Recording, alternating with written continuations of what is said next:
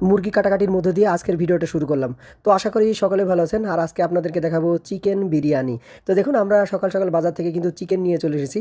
সেগুলো কিন্তু পাক করা হয়ে গেছে। এই যে দেখতে পাচ্ছেন হয়তো আমরা ডেক দিয়ে কিন্তু একেবারে নিচে আগুন জ্বালিয়ে দিয়েছি। আর এখন কিন্তু কোটা মুরগিগুলো একেবারে ড্রেগের উপরে কিন্তু তুলিয়ে দিয়েছি। আর এখন নাড়ানাড়ি কিন্তু শুরু করে দিয়েছে। ইতিমধ্যেই আমাদের মশলাপাতি সব দেওয়া শেষ করে ফেলেছি। আর এখন গোশটি কিন্তু আগে রান্না করে নিব।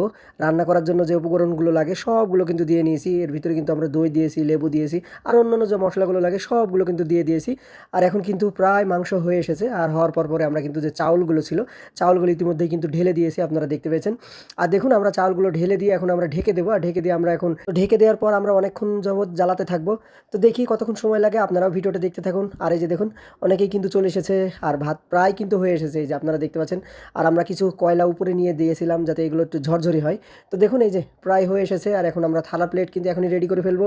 আর সব থালা প্লেটে উঠিয়ে ফেলবো, তারপরে আমরা খাবো। খাওয়ার পর কিন্তু এই ভিডিও শেষ করব। অবশ্যই ভিডিও শেষ পর্যন্ত দেখবেন। আর এখন কিন্তু আমরা প্লেটে উঠাতে শুরু করেছি। আর কিছুক্ষণের মধ্যে আমরা বসে পড়বো ঠিক খাওয়ার জন্য।